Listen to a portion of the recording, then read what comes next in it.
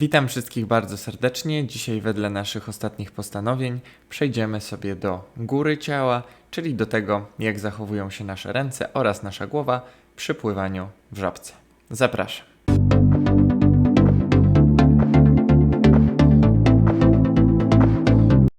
Jako pierwszy błąd, punkcik, o którym sobie dzisiaj opowiemy, jest za wczesne wyjęcie głowy nad wodę.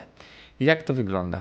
Wygląda mniej więcej w ten sposób i dość często spotykany błąd u osób, z którymi mam okazję współpracować. Wygląda to w ten sposób, że głowa niczym peryskop wystaje nam nad wodę w momencie, kiedy jeszcze ręce są właściwie wyprostowane w strzałce. Czyli w tej pozycji już głowa nam się wynurza do góry.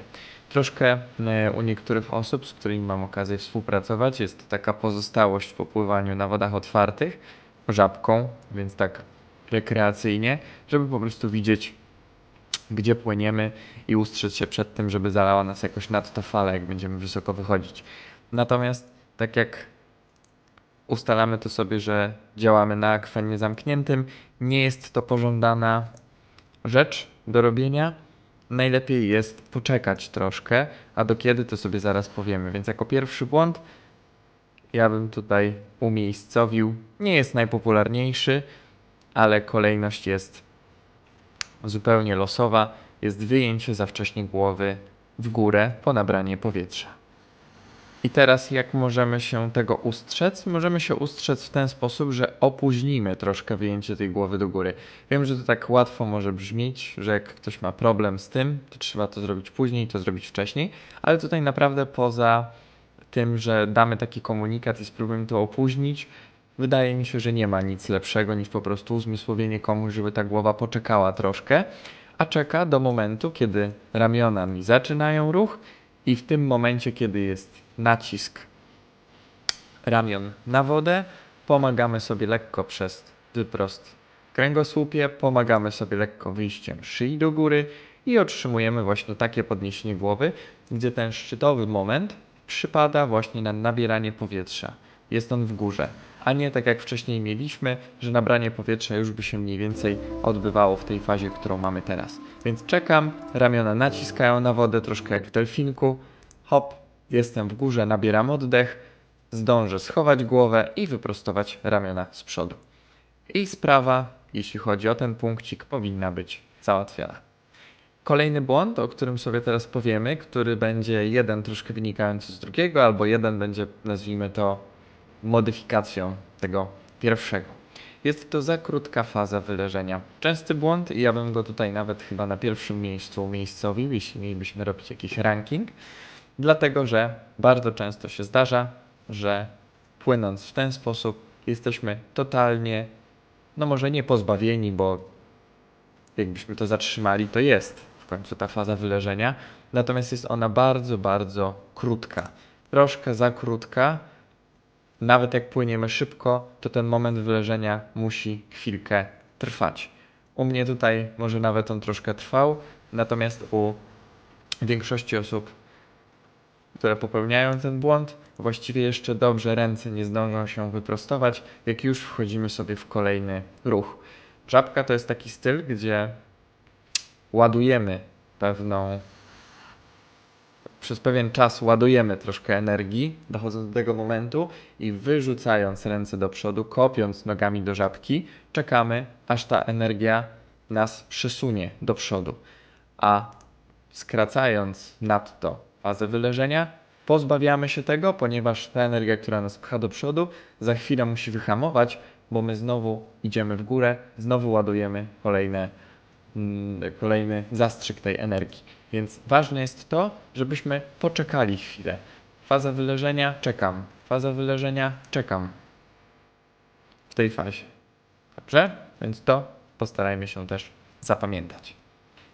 I tą modyfikacją, o której sobie mówiliśmy przed chwilką, tego błędu, za krótkiego wyleżenia, jest też zamiana proporcji między wyleżeniem a nabraniem powietrza.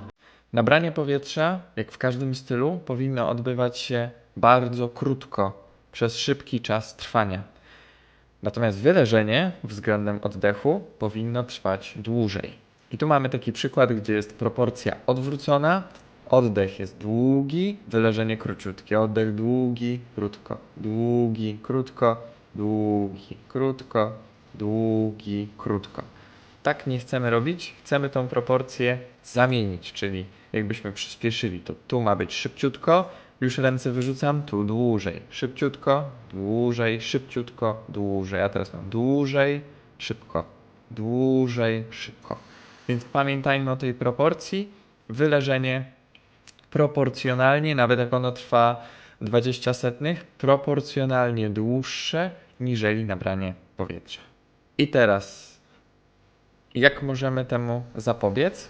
Możemy zapobiec w ten sposób, że jeszcze chcąc naprawić ten drugi błąd, o którym sobie wcześniej powiedzieliśmy, chcemy po prostu wydłużyć to wyleżenie, a przez moment nabierania powietrza przechodzić stosunkowo proporcjonalnie szybciej. Czyli teraz wyleżenie dłuższe, oddech szybki, dłużej leżę, oddech szybki, dłużej leżę, oddech szybki, dłużej leżę.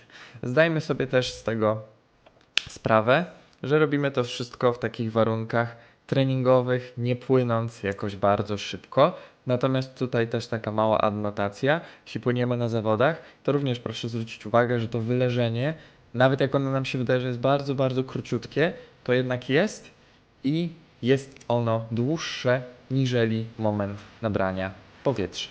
Więc w ten sposób uświadamiając komuś, że to wyleżenie ma po prostu trwać dłużej, jesteśmy w stanie sobie ten błąd naprawić. A w podwodnym świecie wygląda to właśnie tak. To już nadto długo, natomiast schodzę, jest długie wyleżenie. Jeszcze raz, to jest krótki filmik. Wyleżenie, szybki oddech, długo leżę pod wodą, szybki oddech, długo leżę pod wodą. Do celów treningowych jak najbardziej, bardzo, bardzo możemy sobie tą fazę wyleżenia wydłużyć, ponieważ jeśli jest z nią problem, to na niej właśnie nie należy się skupić.